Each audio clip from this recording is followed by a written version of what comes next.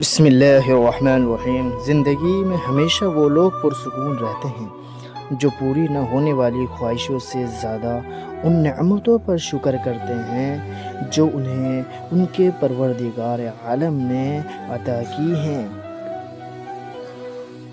اللہ امتحان لیتا ہے تاکہ صابر رہو، آزمائش میں ڈالتا ہے تاکہ اس کا شکر گزار رہو، اور رلاتا ہے تاکہ صاف دل رہو، چپ بھی کرواتا ہے تاکہ اس پر یقین رکھو۔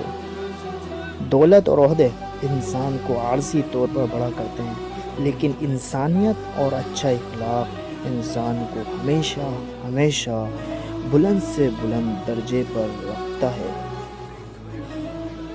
طاقت اور جہالت دونوں کسی کی دلیل کو کبھی بھی نہیں مانتے ہیں۔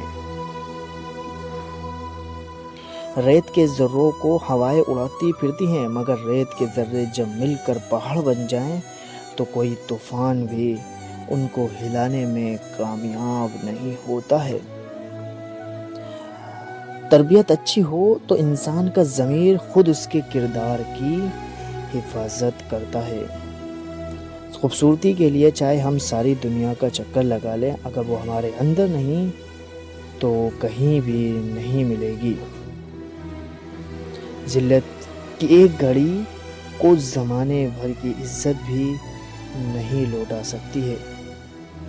بحث کے دوران جب کسی کا راز فاش ہونے کا ڈر ہو تو اپنی ہار مان لو کہ بحث میں تم پھر کبھی جیت جاؤ گے، مگر راز خدا کی اور لوگوں کی امانت ہوتے ہیں، اعتبار ہار دیتا ہے کبھی۔